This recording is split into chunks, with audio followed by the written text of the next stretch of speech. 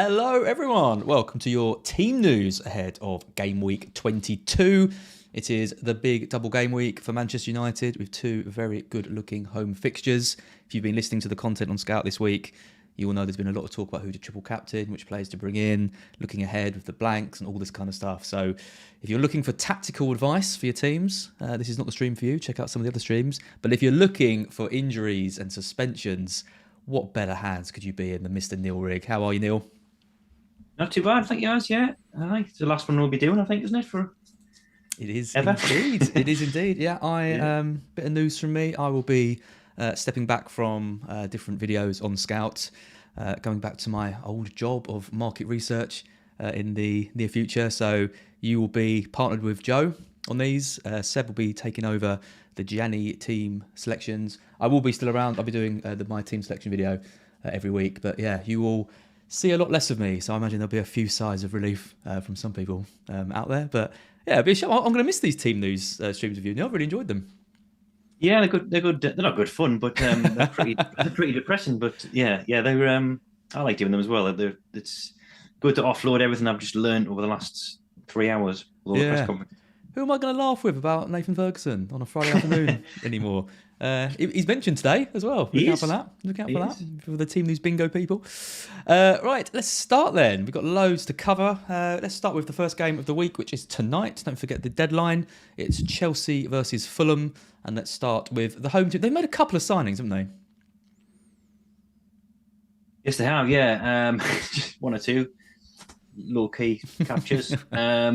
Yeah, fitness-wise, they're in a good position as well. So on top of the new arrivals, they're getting back some names, notably Reece James, as well as Ben Chilwell and Raheem Sterling. Potter said yesterday that they are back in the squad for this game, but won't be able to last 90 minutes. So that could still mean a start and then an early sub. But after what happened last time with James, he may proceed with a bit more caution. They've still got a lot of names out, to be fair to them. Zakaria, Broja, Pulisic, Mendy, Kante, Joao Felix is suspended. Fofana still out as well. So they've still got, the core of their first 11 sidelined, but they're gradually getting players back. They've also got Hakim Ziyech, who they didn't think they would have. Yeah. That was a strange tale, that was. Might take a while for his head to be back in the right place. So, yeah, gradually getting some players back just in time for a fairly decent fixture run. Yep. And they're playing Fulham. Easy one, right? No injury concerns. Yeah, nothing apart from Cabano. Mitrovic was flagged after game week 21, but he recovered for the FA Cup game last weekend, so he's fine. A lot of pressure on Potter now with all these signings. Yep. Got to start delivering. Let's move over to Everton then. The complete opposite of Chelsea. They made absolutely no signings in the window. They did get Deitch in over in January. But yeah, what we got from them playing the league leaders? Yeah, mixed bag really from Dyche. So he did say that James Garner was still out, and we think Patterson's out as well because he had a 6-week time frame. Wasn't mentioned by Dyche. And all he would say on Godfrey and Keane was that Godfrey was closer and Keane is getting fitter and is trained. So these are the types of update we were used to with Burnley. The 50-50s, the touch and goes, the less than clear-cut updates from Dyche. We'll have to get used to those again. The other one was Townsend's, I think, back in training. He's been out for 10 months, so he'll be working his way back gradually, I think. What do you reckon? Does he keep him up? Well, with those lack of signings, I think he will get a tune. I think that squad is actually fairly well suited to him. It seems like an industrious midfield, which is what he had at Burnley. He's got a big man up top, and history tells us that a Burnley striker scores at least 10 goals a season, as Wood and Vokes and Barnes did. Yep. And he's got Tarkowski and McNeil who's worked with before, so I think the foundations are there, but it would have helped enormously if it getting some more bodies in, which they haven't. They kept getting done at the last minute, didn't they? Southampton took the striker they wanted, and there was a few others as well, which didn't go through. So yeah, not ideal for them. And it couldn't be a tougher first game for Dyche, really, playing Arsenal, who signed Jorginho. Didn't get Caicedo. Nope. Good. But yeah, how are they shaping up? We'll be back for him in the summer. Oh, yeah. So we've Arteta's one of the less helpful ones. Partey's the biggest doubt. He's not an FPL asset that anyone's interested in, but of course he helps that team tick. He's not ruled out. It's not a significant injury. It's his ribs, I think. Arteta did finish that quote by saying hopefully he will be fine. So I think he was spotted. Initially, he wasn't seen in training ground images, but some people have had the zoom lenses out and they think they've seen him. And Arsenal have done this before, where the likes of White or Zinchenko haven't been seen in training and then have played at the weekend. And Lenny's out, Smith Rowe's out, Nelson's back in training. Gabriel Jesus is, I think we've seen him back on the grass in the last few days. We saw him in his boots, but that is still not full training. That's some distance to go. Obviously, got to have on-field rehab and then individual training. I think he himself said after the North London derby, which was on January 21st or so, or 22nd, he said 4 or 5 weeks' time. That's come from the horse's mouth. So that is around about, what's that, game week 25-ish? We might see him back around about then. But he has been out for 3 months. It'll take him a little while to get back to full speed. And Nketiah's arguably got the shirt at the minute from the way he's performing. But just if you are bringing Nketiah in, just be aware that Jesus isn't going to be out forever. And probably by the end of February, he should be back playing. If Jorginho comes in, does he take pens? A good question, yeah. I mean, he was a bit hit and miss from the penalty spot, and I think he adjusted his technique at Chelsea, and then of late he's been very reliable. It might be like a Milner situation where he is technically first in line, but isn't on the pitch enough for him to be taking that many penalties, because he won't get straight in that team. He'll be, he might come in if Partey's still out, but that 11 is very, very settled, and he'll be there for closing games out, giving an experienced head, filling in for injuries and suspensions here and there. But he's got a good record, and he complicates that mix now. When we didn't have a clear-cut answer on who was penalty taker, we thought it was Saka, but Martinelli's taken one before that he's won, so it's only got more muddy. 48 penalties taken for Jorginho, 41 scored, 7 missed. I think Saka keeps them, personally. Potentially, and as I say, I can't imagine Jorginho playing that many minutes to start with anyway, so might not be an issue. Yep, I wouldn't worry about it too much for people who are worrying. Let's take a look at Villa-Leicester next. Probably not a huge amount of investment in these two clubs, but again, let's start with the home team, which is Villa. We want some options from Villa, don't we? We do, yeah, because they've got 2 good fixtures in the blanks, 25 and 28, and they'll definitely come back into the reckoning, I think, around about, after the doubleheader against Arsenal, Man City's out of the way. So they've got McGinn and Digne back in training, available. Whether they'll start, I still don't think they will, because Alex Marino's now at the club, and he's obviously Unai Emery's man at left back. And then why does Emery change a winning team from Southampton? So maybe sticks with Ramsey on the right over McGinn. So I think that just leaves Diego Carlos injured and Bertrand Traore, who they've recalled from loan. But he's not going to be able to feature this weekend. Where was he? Do you remember? I can't remember. I want to say it's somewhere in Turkey. He was, they've obviously brought him back because they haven't brought any other strikers in apart from the young, is it Duran from the MLS? But he's only 19, he's one for the future. They've obviously let Ings go, so Traore can play probably what Bailey's doing at the moment, more of a natural winger, but playing as one of the 2 forwards up top alongside Watkins. Yeah, save a prayer for Duran. He's gonna be lumbered with that for his entire time in the Premier League, I think. Oh, I'm gonna miss these puns. Leicester, I mean, there's Danny Ward still knocking around, but I mean, Maddison's out, isn't he? And he's just, without him, they just look awful. Got to draw with Brighton. Madison's back, at least. He's fit again. He played in the FA Cup last week, and that was his first start. He got some minutes in 21. Vardy could be back. He was originally ruled out for 2 weeks with a glute injury, but he's back on the grass and will be assessed. Same with Harry Souttar, the new centre-half. He's going to be assessed for a hip problem. Definitely out are Evans, Soumare and Pereira, and Didi as well because of a personal issue, and James Justin's long-term absentee. I think Rico Singh sends it up. Shows the state of Villa and Leicester if the only player of any interest is the $4 million goalkeeper, Danny Ward. Yep. Moving swiftly on. Brentford are playing Southampton next. Brentford have been good at home. Obviously, all eyes on Tony, but what about some of the other players they've got? Yeah, again, a brief update. The same players who were out, Janssen and Onyeka. Shandon Baptiste could be back in the squad after like 3 months out. Apart from that, very quiet. Yep. And Southampton, the only team that can score against Newcastle in the world. Yeah. Keep managing it. We give them a helping hand, mind, on Tuesday. Walker Peters came off in that match in the AFL Cup semi-final, but it was just precautionary, so he could feature this weekend. Armstrong and Larios are closer to a return, but I think Jones was implying that they're still out. Same with Livramento. The 2 deadline day signings haven't even trained yet, so I think red tape's holding them up, work permits, that sort of thing. So maybe don't expect to see them either. And maybe don't expect to see the 4 players, the 4 seniors who've been playing for the B team this afternoon, like a day before the It's a bit unusual, isn't it? Yeah, and it's players who have been part of the first team setup. So Bella Kotchap, for example, Orsic, the new winger, Cheleta Carr, I can't remember how you pronounce that, Gineppo as well.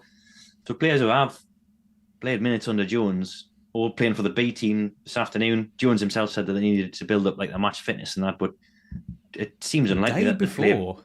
I know, back-to-back that is games. Yeah, that's like my granddad's day with them playing on successive days. But yeah, so I'd be amazed if any of those start. Maybe the centre half, one of the centre halves at a push, but they've got Bednarak back from Villa, so maybe that's why these 2 are playing in the reserves. Don't know, they're bored, these current players, are they? Not playing back-to-back games? I know. Shocking. Let's move over to the Amex then. Brighton playing Bournemouth. We did well to keep Caicedo. We bought in a new, probably, guy that we're going to get 50 million, 60 million for in the future. And we've got good news, thankfully, about our 4.5 million striker. Yeah, I got him in my draft team a few weeks ago, and I'm pleased he's made what seems like a swift recovery. There's no guarantees he will feature tomorrow, but they were initially looking at, possibly season ender when it first happened. We're talking about months, then it was weeks, and now he could even still play tomorrow. So he's going to be assessed. It's a knee problem, I think, for Ferguson.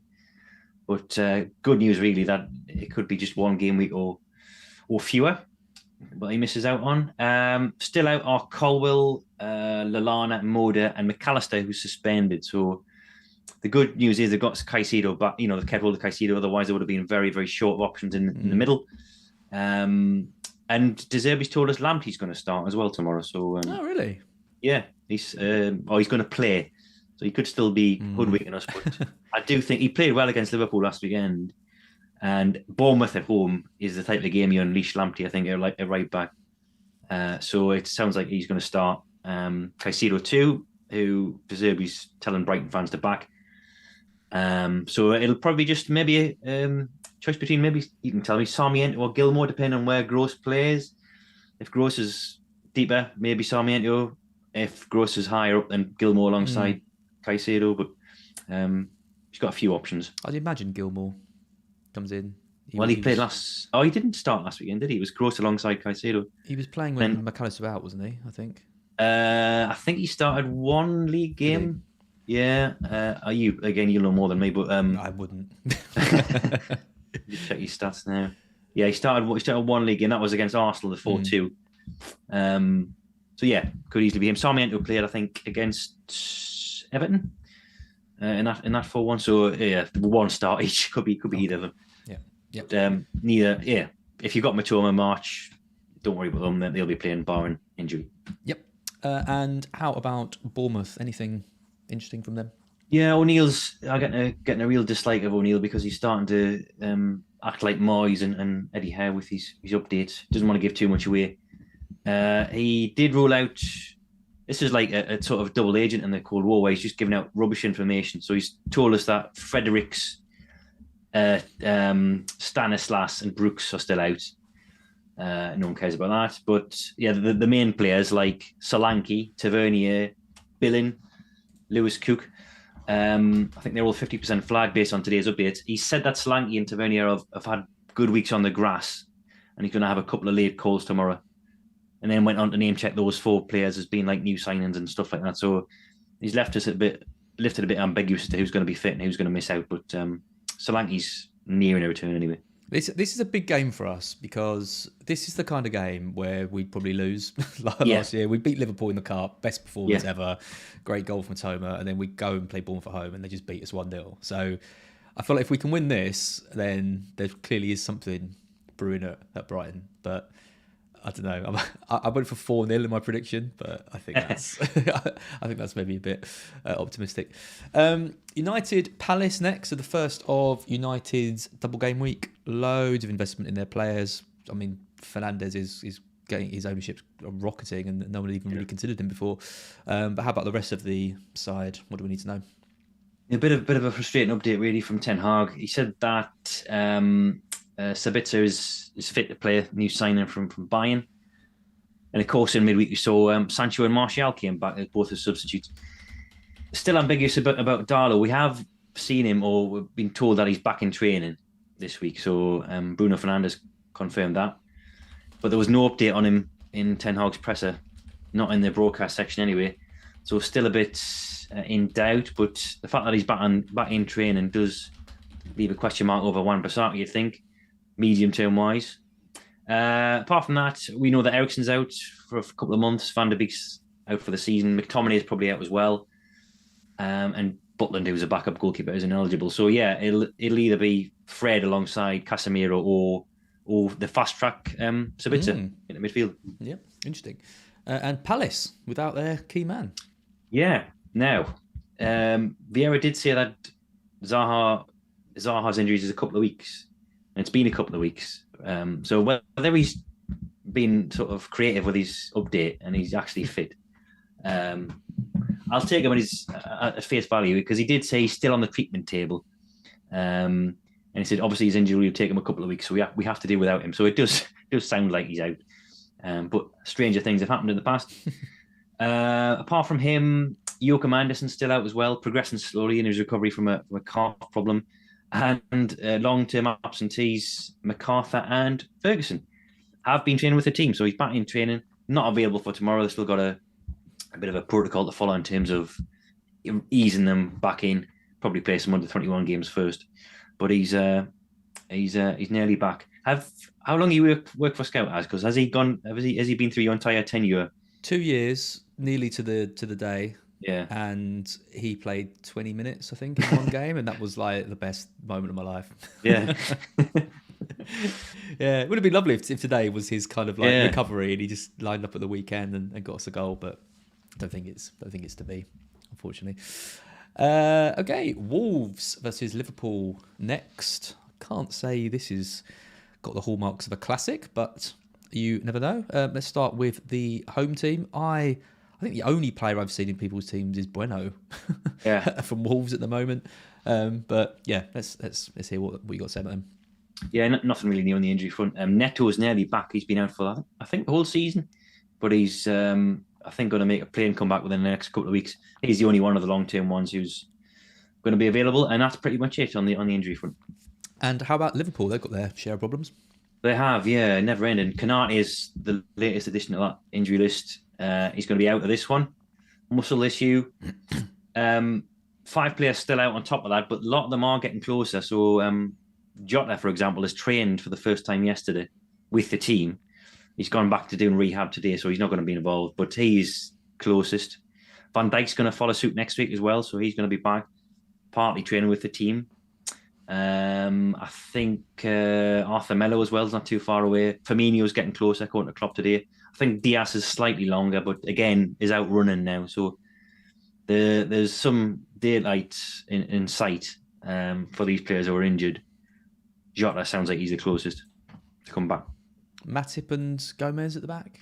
Yeah, I think Klopp he did actually mention those two. I think they've still got Phillips, I think, as well, but he was talking about Matip and Gomez playing together before, so we assume it's going to be those two. Yeah, Phillips has played 3 minutes since game week 3.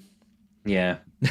Yeah. Which is pretty low. So but I think he would have gone out on loan or been sold in the window had they not had injuries at centre half. So he's probably now being kept because of that, and he won't play any more this season. Poor old Phillips. I wanted him at Brighton. I thought it would have been a good signing for us. He looked good. Yeah, he looked good. I think was he at Bournemouth previously on loan as well? He looked decent. Yeah, he's a good player. Newcastle next. Your team. Yeah. Big suspension for you. Yeah. Oh dear. Are the wheels going to come off? I do think it will affect us slightly. I think he's not just on the ball, but defensively as well, possibly, because he's so good at retaining possession. When people pass out to him from the back and he can turn and He's an pivot and keep hold of that ball. Player, that guy. I'm so not used to seeing that kind of quality in Newcastle's team. But he's such. Howe's done wonders with Willock and Longstaff, but compared to those two, he's such a class above. I am slightly worried, but he's back for the cup final, which is my main concern. So yeah, he's out, 3-match ban because of serious foul play, that red card in midweek. Isak sounds like he may be out as well. He had slight signs of concussion, but I think even if it's slight, you got to follow that protocol, the 6-day thing. So it sounds like he might miss out there. Howe wasn't sure, but we wouldn't expect any less from Howe. Still out are Target, Manquillo and Emil Kraft. But I think apart from that, we're not got any other worries, seriously anyway. Yep, and they are playing West Ham, in which I don't think anyone's got any of their players because they have been, I think, probably the most disappointing team of the season. Probably a victim of their own high expectations from what they've achieved in the past couple of years. Obviously, it overachieved, I think, in getting into Europe in the first place. But now, they've been poor this season. Ings has a chance; he could be back, according to Moyes. That'll be earlier than we thought. But still out are Zuma, Scamaga, and Cornet. Yep, nice. Just a shout out, we've got 1,200 people watching live. Hello, everyone. Thank you for tuning in. Do give us a like of the stream if you haven't already. Do make sure you're subscribed to the channel as well if you're not. It's going to be a little bit different without me doing some of the videos, but obviously we've got some great guys doing them and the core content will continue. So make sure you subscribe for all of your fantasy football tips and advice. Let's move on to Forest. They are playing Leeds. The Forest news came in very, very late and it's quite vague. Yeah, and there's loads of players who aren't mentioned as well. So the one quote we've seen is about Yates, who's got an illness, a virus or something that's going to keep him out for another couple of weeks. But on top of that, they've got an absolute stack of players who are flagged. Gibbs White being a notable one because he was looking very, very good in that front three. He came off with an ankle injury in the EFL Cup a week and a half ago. We've not really heard anything since. I think Cooper had said a little while he'd be out, which doesn't mean anything. Even the player they've bought, Shelby, he's still injured. Kouyaté and Bianconi we know are out long term. Awani, we think he's out too. Henderson thinks he's got another couple of weeks. Apart from that, though, there's like Richards and Niakate were expected back after the FA Cup break. Lingard came off, pulled out of the warm-up against Man United on Wednesday. Achilles problem. Colback was ill. Wood was ill. So they've got about, it's a good job they bought 25 players because they've got about 6, 9, 12 flagged players at the minute. Well, Keylor Navas has come in. Yes, he has. Which is an interesting one. I'm still trying to find the quotes from Cooper. I'm not even sure I'll get them before the deadline, but because it'll be things like work permits and red tape, which are holding up other debuts. But I think very much he's been brought in to replace Hennessy as the initial Henderson backup. And then when Henderson's back, there's an interesting call to make. But Cooper didn't say that Henderson's injury was any worse than what they said. But if you've moved for someone like Navas, then you either got more of a worry than Henderson than you initially said, or you just really don't rate Hennessy. I wonder if United are going to recall him, make him first choice, and they had the opportunity to move for Navas and took it. Maybe again, that's not based on any knowledge whatsoever. I just found that a strange signing when they've got. It was, it did seem. I mean, it's a real blow to Hennessy, who's got his chance and is now going to be back on the bench again. We think. But yeah, I'll see if I can pick up any quotes on Navas in terms of red tape and things like that. But I don't suppose many people are going to be interested anyway. And Andre, is he there? Yeah. Is he signed? That was a weird signed, one as well. They're not content with transfer window signings. They've managed to sign somebody after it's shut. He was on a free, I think. So yeah, he signed. He was good. He was good at one point. At one point, for fantasy football, wasn't he? He was pretty sure most of us had him. He was. What is he? 33 now. So I scored 35 goals in 84 appearances under Cooper. At Swansea, so knows him well. I'm 33 tomorrow, Neil, in case you wondered. He is, or you are? I am. Oh, right. There's still a chance for you to make it as a professional Come footballer. on, I'm getting that Forest side. They sign everyone else. They're playing Leeds. Obviously, Leeds have double game week as well, 2 away games. I mean, it's not the news anyone wanted. The best player from Leeds is out for 2 months, just ahead of the double. So I feel for anyone that's got him in their side. Yeah. We had some rumours, didn't we, from the Leeds forums? We They've did. been confirmed now. Yeah, I was laughing a bit of Schadenfreude at Luke's update, who does seem to have the worst luck with injuries, buying players and them getting injured straight away. Yeah, he's out for 2 months, or up to 2 months. 6 to 8 weeks was the prognosis given by Marsh today. So he's joined Dallas, Gray, Perkins, and Forshaw on the treatment table for this one. Robin Cox out as well with suspension, yellow card accumulation. But they have got 4 players back, and that's Strauch, Cooper, Somerville, and Adams. And they've bought as well. They've got McKennie in, a new centre half who's young and probably won't play just yet, Montero. And then they bought Rutter and is it Max Wober as well. So they've got quite a lot of competition now. But I still think Nonto's going to start for now. Can hear someone's very unhappy with the Rodrigo news. Yeah, I'm just going to close it. Clearly, is that Luke in the background? It is, yeah. He's popped by. Yeah, he's yeah. Bamford, I'm seeing some people considering him, looking at bringing him in for the double. Yeah, Marsh says he's in his best physical condition. So and he's scored a few already since he's come back. I think mostly in the cup. So yeah, I think he might start this one, but there's still going to be managed game time. I think Marsh even said that himself. They're going to be careful not to overextend him.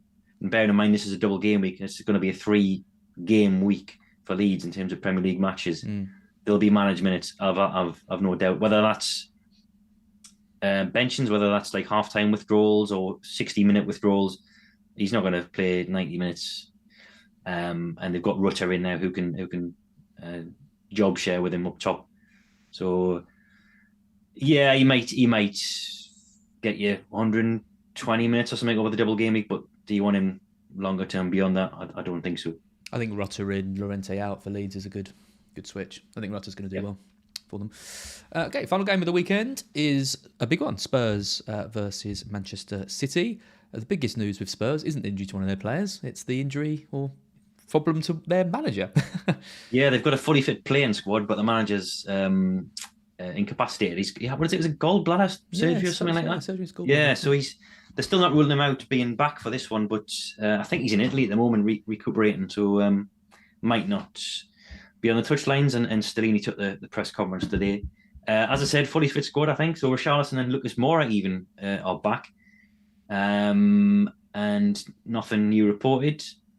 So yeah, they've got Pedro Porro now as well, the new right wing back. They've let Doherty and Spence go out in that position. So Stellini was saying today that he could make his debut, but I wonder if they might just give it a more appealing fixture.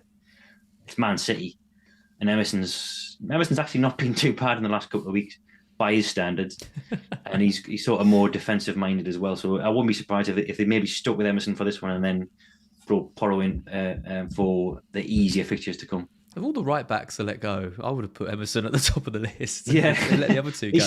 Surprising. Yeah, he's seen off a number of players down that flank. It just sticks around. There must be something people like about him. Must have something on Conte. Yeah, it must do. City then. The big news at City was obviously Cancelo going off on loan to Bayern. I still can't believe it that he's gone. But what does that mean for the rest of the squad? And what's the other news from them? Well, yeah, I'll start with the team news, and that is John Stones is going to be out for 3 to 4 weeks with the hamstring injury. Picked up was it last week against Arsenal in the cup.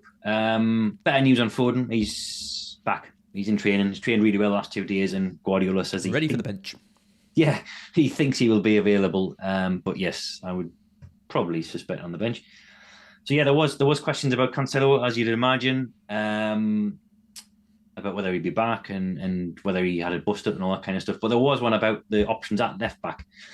And yes, you'd think on paper Ake is better off, and he definitely is better off, but he's not nailed by a long stretch. Pep even said himself he can't play every game. And he said Laporte can play there, Sergio Gomez can play there, and also Rico Lewis as well can play there. And we've seen Lewis mostly operating on the right, inverting from that right back position into midfield. But like Cancelo himself, Pep saying that Lewis can operate on the left as well. So you've got 4 potential players playing at left back at any point for City, which is the same as any other position, really. You've even got it on the right with Lewis, Walker, Stones, and Akanji. Same at centre half. So it's slightly better, Cancelo's exit, in terms of I don't like it. chances, but not by a long stretch. There's no one nails there apart from Edison. Yeah, Ake would be the one I'd go for, but yeah, Ake's probably. I mean, Pep said last week that we can't play well without Ake at the minute. Yeah, then benched him. Yeah, and then benched. So I think he'll start more games than not, but I don't think anyone's going to start every game. Yeah. Over the next 4-6 game weeks. Nah, I'm avoiding. That is it. That is all 20 teams covered. And I've got one more question for you, and that is a question being asked in the chat as well. Triple captain, Rashford this week or Haaland next week? What do you reckon? Yeah, I might end up doing neither, but I am. Really? Wow. Well, yeah, I've still got it. I'm favouring Rashford. I think it's a question of whether I do captain Rashford, triple captain Rashford, or not. I'm not sure about Haaland next week. I think I'm still hanging on for a better double, which may never come. And of course, there's bench boosts and free hits to use in the bigger double game weeks as well. So I think I'm slightly in favour of doing it tonight on Rashford. And that would be my preference over Haaland next week. And I know Haaland's the better asset on paper, and I know his underlines are better and all that kind of stuff, but the fixtures are very decent indeed, I think, for United this week. And home, both Rashford's home as well. Yeah, both, and that makes a big difference. Yeah, Rashford's a lot of his returns have come at home this season, and he's in such a purple patch at the minute that I'm tempted to ride the Rashford train on this. Yeah, I agree. I'm sticking on Rashford. Got more confident as the week's gone on. I don't think there's going to be a huge amount in it between him and Haaland, though. 6-7 points probably. They're both good options. Yeah. Unless Haaland goes absolutely ballistic, which he might do, but Rashford could as well. So yeah, don't stress out too much. Pick one and roll with it. Neale, amazing stuff as always. You'll be back next week with Joe. I will not be here. But yeah, thanks for all the team news over the last 2 years. Absolute pleasure. pleasure. As always, and thanks everyone for watching, and we will see you very soon. Bye.